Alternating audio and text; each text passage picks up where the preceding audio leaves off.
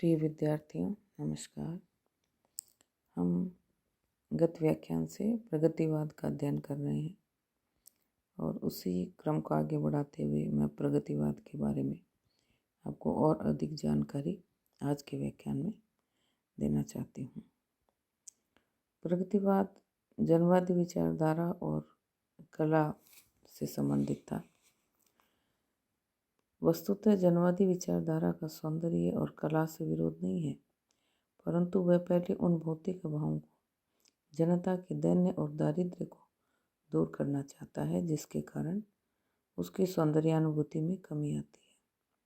इसका सिद्धांत है कि भूखे भजन न होए गोपाला, इसलिए वह कला को जनसाधारण के उपभोग का विषय बनाना नहीं चाहता और शोषित पीड़ित मानवता को ही अपनी काव्य का आलंबन बनाता है। सामंतशाही और पूंजीवाद से उसका विरोध है। इस प्रकार ये प्रगतिवादी साहित्य में जनवादी विचारधारा प्रवाहित हो रही है, क्योंकि इसका जन्म ही जनसमूह की राजनीतिक चेतना के फलस्वरूप हुआ है। इसीलिए पंत जी ने ताजमहल के सौंदर्य को युग के जीवन के साथ मिलाकर देखा और उन्हें प्रतीत हुआ कि यह आत्मा का अपमान है, मानवता की उपेक्षा है। हाय मृत्यु का ऐसा अमर अपार्थिव पूजन, जब विष्णु निर्जीव पड़ा हो जग का जीवन। वस्तुतः इस कविता में ताजमहल की आलोचना नहीं है, वरन कला के प्रति प्रगतिवादी दृष्टिकोण व्यक्त हुआ है। इसमें तत्कालीन परिस्थितियों में छायावादी सूक्ष्म सौंदर्य अपेक्षणीय दृष्टि की व्यर्थता ही अधिक सिद्ध होती है। ताजमहल का युग दूसरा था, उसकी आलोचना एवं कल्पना तो यह सुकुमार कवि कभी कर नहीं सकता। यानी प्रगतिवाद कवि के प्रगतिवादी साहित्य के बारे में ये मूल मंत्र है कि वो जनवादी विचारधारा का साहित्य था। उसने कभी भी कला का विरोध नहीं किया, लेकिन वह जनता के दुख दर्द को समझकर उसे दूर करने के उद्देश्य से ही बना था।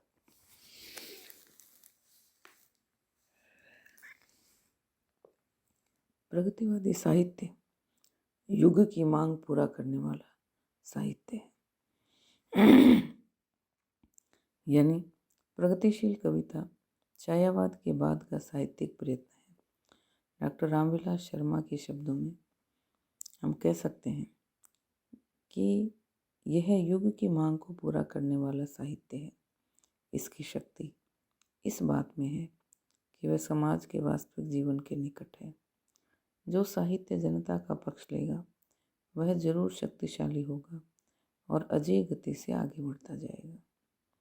लेखक के लिए मूल समस्या यह है कि हम अपने साहित्य को जातीय विशेषताओं की रक्षा करते हुए किस तरह उन्हें विकसित करें और हमारी जनता की चेतना निखरे और वह आज के दुखों और अभावों की दुनिया से निकलकर सुख और स्वाधीनता के प्रकाश में सांस ले सके। प्रगतिशील साहित्य ने यही किया। वास्तव में प्रगतिवाद ऐसी जीवन दृष्टि बनकर आया जिससे कविता, उपन्यास, आलोचना आदि सभी क्षेत्रों में एक नवीन चेतना के दर्शन हुए। उसने जनवादी दृष्टिकोण को अपनाया और साहित्य के विविध क्षेत्रों में प्रतिष्ठित किया, नवीन दिशाओं और मान्यताओं को अपनाया और उन्हें आम जनता के जीवन में प्रतिष्ठित किया। अब हम देखते हैं कि छायावादी कवियों द्वारा प्रगतिवाद का प्रारंभ कब किया गया। प्रगतिवाद का प्रारंभ छायावादी कवियों ने ही किया। यह इसकी आवश्यकता और स्वाभाविक विकास के सत्य को पूर्णतः प्रमाणित करता है। प्रगतिवादी जीवन के प्रति एक स्वस्थ और सामयिक दृष्टिकोण है।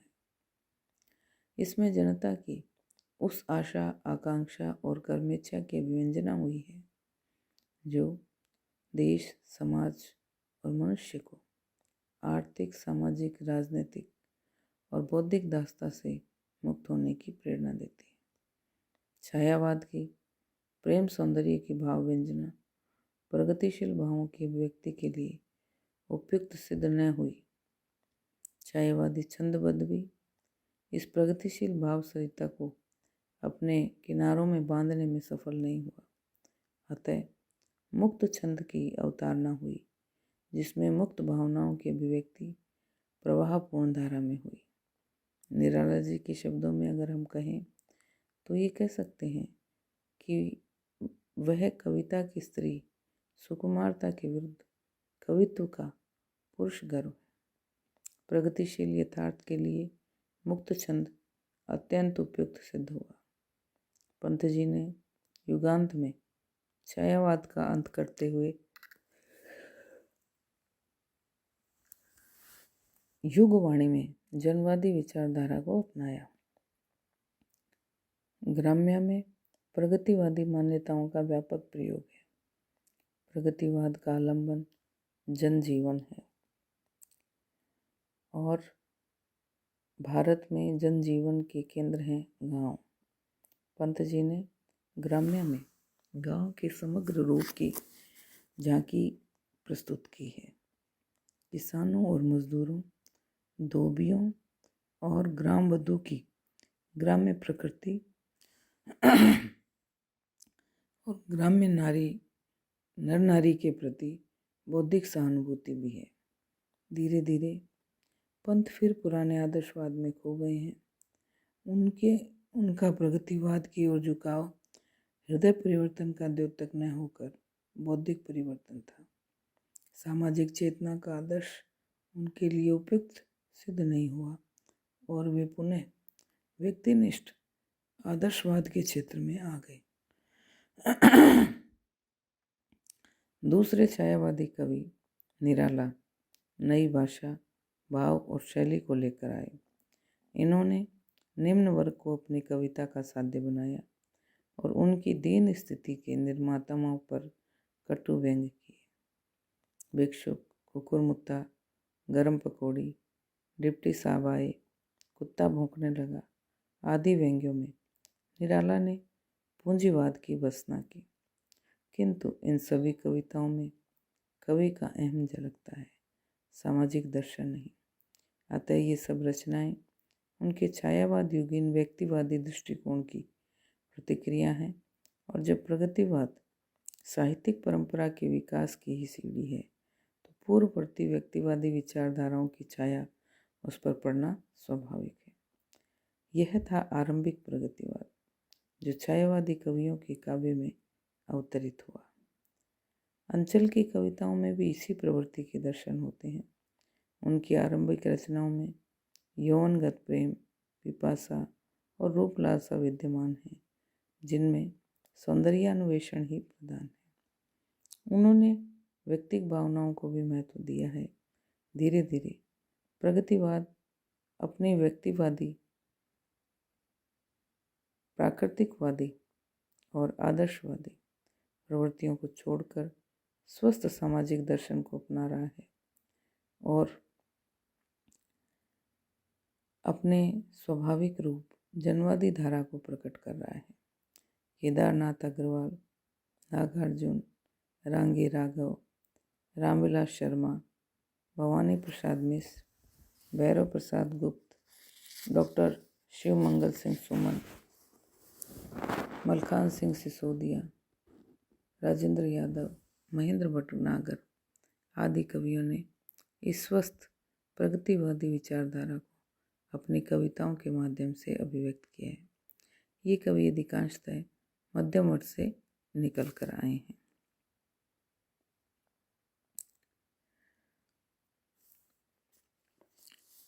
इन कवियों ने अपने काव्यों में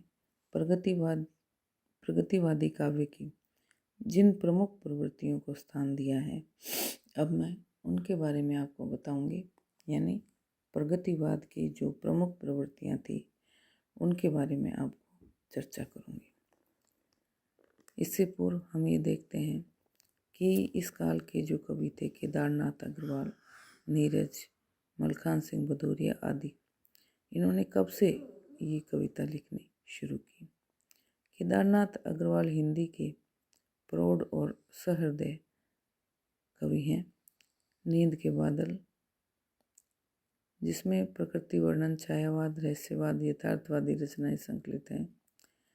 और नीरज भी प्रगतिवादी कवियों में महत्वपूर्ण स्थान रखते हैं। वे उन कवियों में हैं जो सच्चे अर्थों में प्रगतिशील और मानव कल्याण में विश्वास रखते हैं। साम्यवाद की ओर उनका झुकाव नहीं है। वे बच्चन युग के गीतकार हैं, परंतु बच्चन से एकदम भिन्न। बच्चन के गीत व्यक्तिक सुख दुख के भावों से परिपूर्ण हैं, यथा निशा निमंत्रण आदि। नीरज के गीतों का परिवेश मानव जीवन के सुख दुख हैं।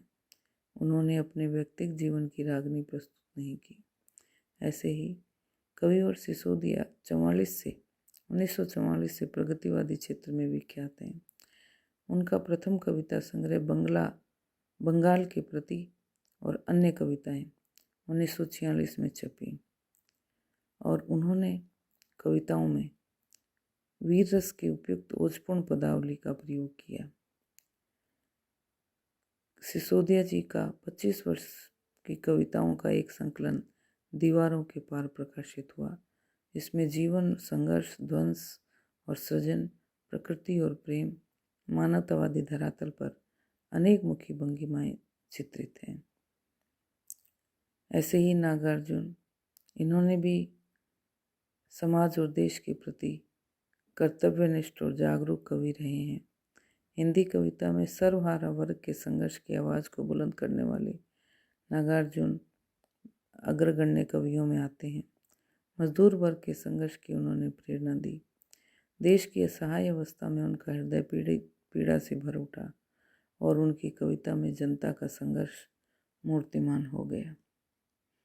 त्रिलोचन शास्त्री भी इस काल के प्रगतिवाद के कवि हैं और इनके काव्य में मानवता के उज्जवल भविष्य के प्रति बलवती आस्था मिलती है। धरती इनका पहला काव्य संग्रह था। कवि सामाजिक लक्ष्य के प्रति जागरूक है और कहते हैं, मैं निर्भय संघर्ष निरत हो बदल रहा संसार तुम्हारा। ये कवि धरती की पीड़ा से व्याकुल हैं और उसे हरा भरा कर देने के हित में गल जाऊं की भावना रखता है। उन्हें संसार से, उसके प्राणियों से, प्रकृति से प्यार है और जीवन की शक्ति पर अमित विश्वास। इस तरह प्रगतिशील कवियों का भाव पक्ष अत्यंत सबल है। उनकी काव्य चेतना भारतीय जन चेतना है। अब अगले व्याख्यान